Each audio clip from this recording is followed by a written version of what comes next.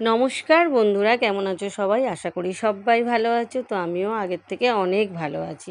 তো বন্ধুরা, আজকের আমি তোমাদেরকে একটা অসাধারণ স্বাদের মাগুর মাছের ঝোল করে দেখাবো।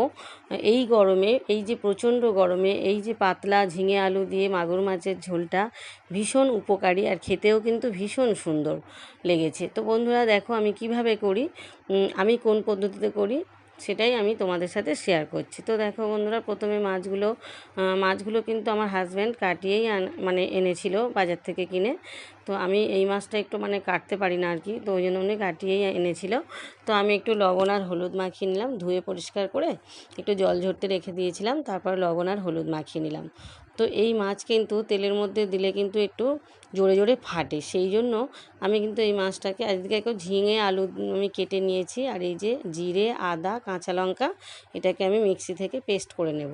এর মধ্যে কিন্তু আর আমি বেশি কোনো মশলা দেবো না, ধনিয়াও দেবো না, সর্ষে কিছুই দেবো না। এই যে জিরে, আদা আর কাঁচা লঙ্কা একটু বেটে নেব। আর এই যে দেখো কড়াইতে আমি সর্ষের তেল দিয়েছি, আর হলুদ গুঁড়ো একটু লাগছে, লবণ লাগছে, লঙ্কার গুঁড়ো সামান্য লাগছে।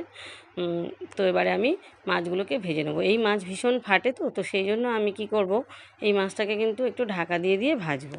ঢাকা দিয়ে ভাজলে কি হয়, মাছটা কিন্তু ফেটে আর মুখে পড়ার ভয় থাকে না। তো সেই জন্য আমি মাছটাকে কিন্তু ঢাকা দিয়ে দিয়ে ভাজবো। আর যখনই মাছটা উল্টে দেব, দিয়ে আবার আমি ওভেনটাকে কিন্তু মিডিয়াম ফ্লেমে দিয়েছি, দিয়ে ঢাকা দিয়ে দিয়েছি। আবার উল্টে দিয়ে এক পিঠ যখন হয়ে গিয়েছে, আর এক পিঠ আমি উল্টে দিলাম, দিয়ে আবারও একটু ঢাকা দিয়ে দেবো। তো দেখো বন্ধুরা, এই মাছটা তো একটু শক্ত মাছ, খেতে কিন্তু খুবই ভালো লাগে।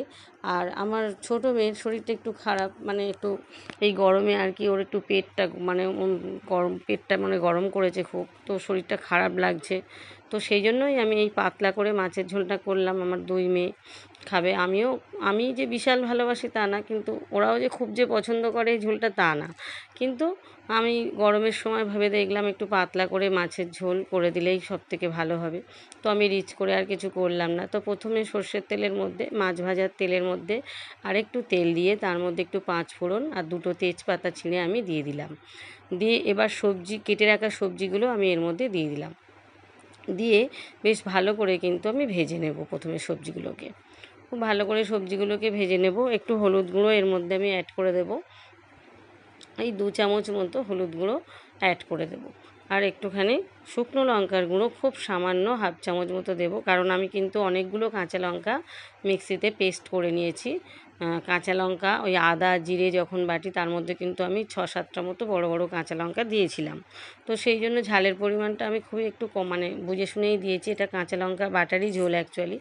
তো আমি দেখো বন্ধুরা, আমি এবার ওই যে বাটা মশলাটা বেটে রেখেছিলাম সেটা এর মধ্যে দিয়ে দিলাম। ওই 1 চামচ 1.5 চামচ মতোই দিলাম। ওই যেটা আদা জিরে কাঁচা লঙ্কা বেটে রেখেছিলাম দিয়ে দিলাম। এবার মিক্সির জারটা ধুয়ে সেই জলটা আমি এর মধ্যে অ্যাড করে দিলাম। খুব বেশি মশলা দেব না, পরিমাণ মতো আন্দাজে একটু দিয়ে দিলাম।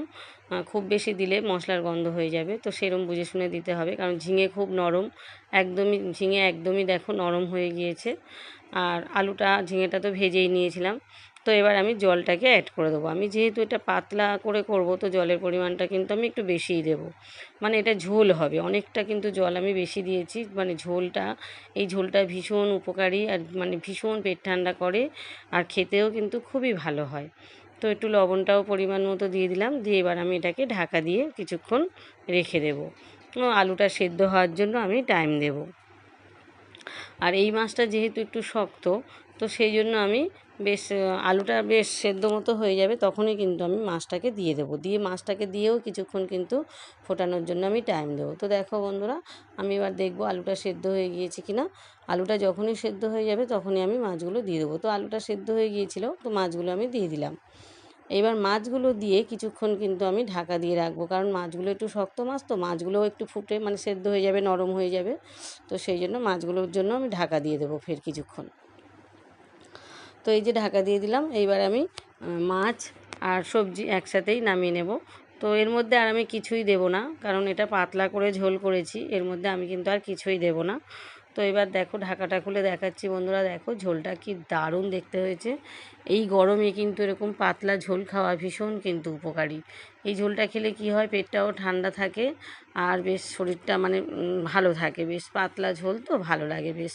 আর মাছটাও যেহেতু দেশি মাছ, শিঙি মাগুর এগুলো এখন খাওয়া কিন্তু খুবই ভালো। তো যেহেতু আমার দুই মেয়ের একটুখানি শরীরটা খারাপ ছিল, তো সেই জন্য আমি এই মাছ করে রান্না করে ওদেরকে খেতে দিলাম। তো আমি খুব একটা কিন্তু পছন্দ করি না, তাও আমি খেয়েছি। তো বন্ধুরা সবাই ভালো থেকো, সুস্থ থেকো, টাটা।